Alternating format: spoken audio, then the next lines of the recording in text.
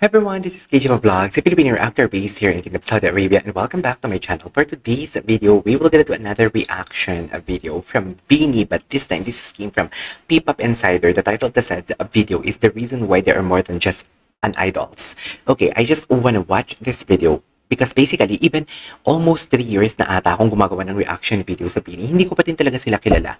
May mga bagay-bagay talaga na hindi ko pa din alam sa kanila and whatnot. But I hope that in this video, something like mabigyan tayo ng mga bagong kaalaman in regards to Beanie, because na-curious lang din ako sa title. They are not just an idol daw eh. So basically, may mga extracurricular activities ang Beanie na makikita natin dito, especially if, how do I say this?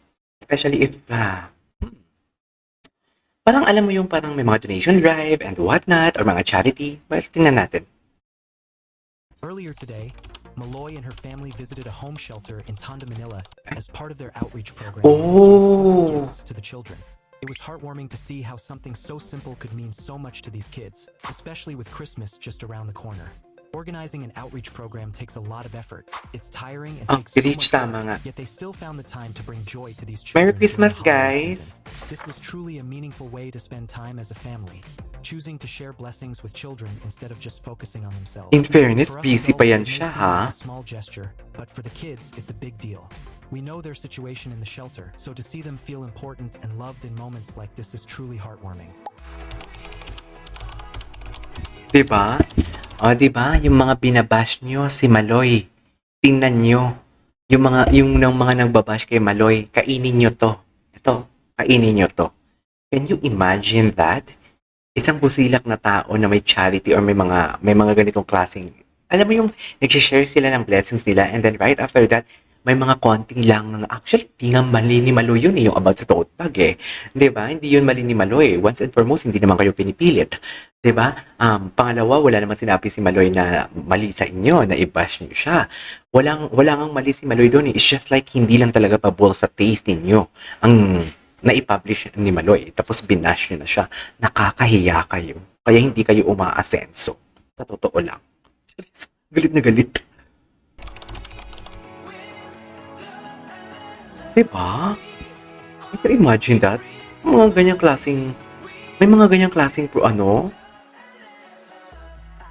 sharing the luck, well, ng 21 pala to, for kids in Tondo, Manila. Ay, I love that.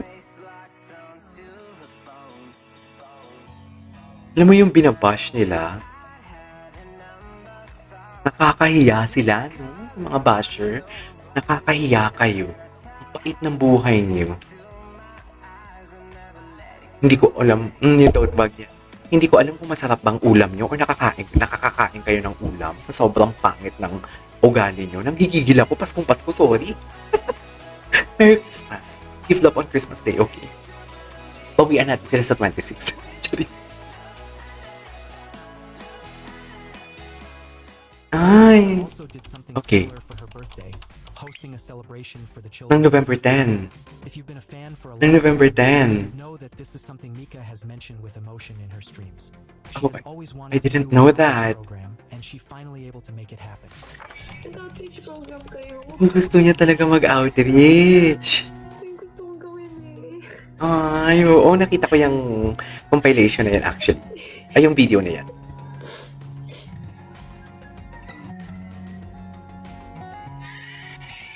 Ay.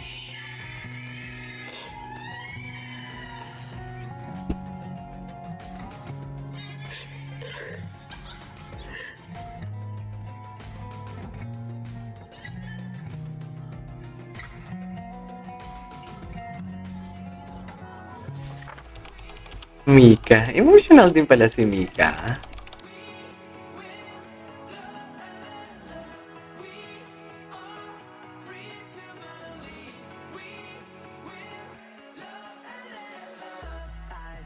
Mika.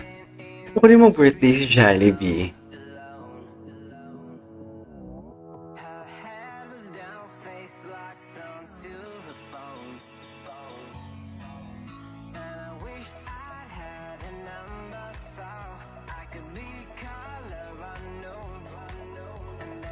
Na, na, nagmaan. Maraming salamat po and sana nag-enjoy kayo ngayon. Nag-enjoy ba kayo? Yes, of course. Titira, yung foundation na lang po yung bahala mag-distribute sa Mm. families ng mga bata. And yeah, alis na ako. Bye-bye! Let's also talk about Mama Mary herself, Bini Aya. Yeah. Who organized her own outreach program with her Team Aya Love Club, who managing to do so despite their busy schedules. With I Love Club. And she promised Tingnan that mo, she ang cute niya will continue talaga. to do this as long as her health and time allow. She sees this as her way of showing gratitude for all the blessings she received this year. That's why she also God. did a similar program in Alpas.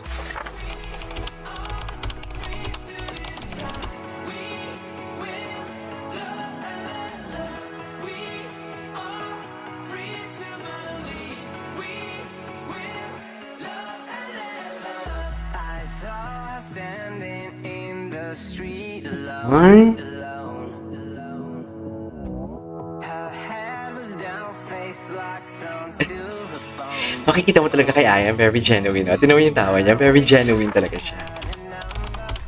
Mama Mary herself with the club for nature. Tell her to look into my eyes and never let it go.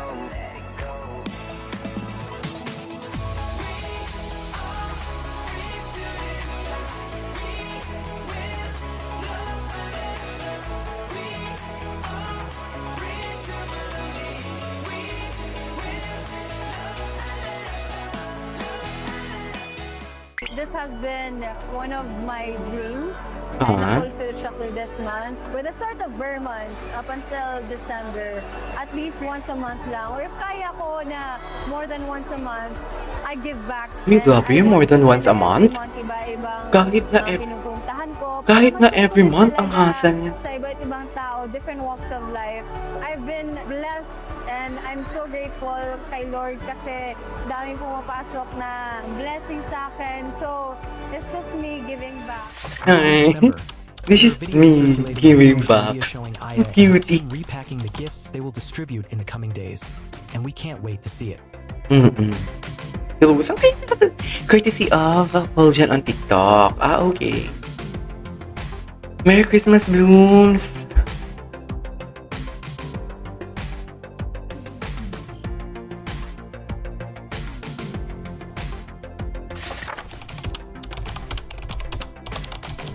Santa Aya dancing sa laming pan-tropical and outreach mission. Can you imagine sa schedule nila, nasingit pa nila na kapagod yan ha? Nakapagod yan dear, sa true lang. Head was down, face locked onto the phone. And I wished I'd had a number so I could be color unknown. And then I tell her to look into my eyes and never let it go.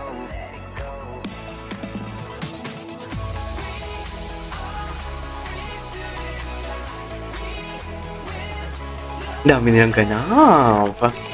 Si Colette, andito din pala si Colette. Napagganap din pala si Colette for today's video.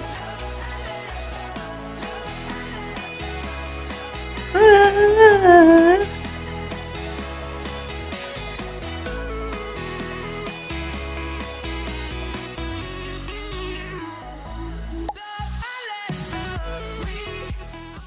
Okay.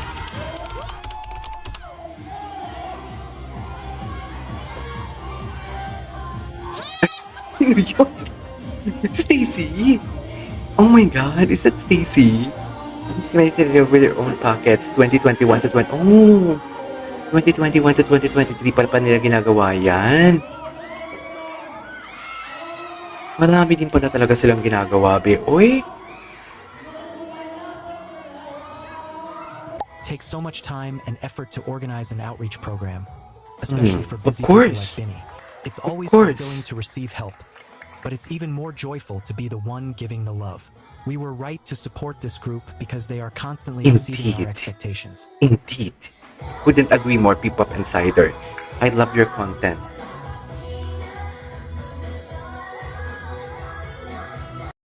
Ay, tapos na.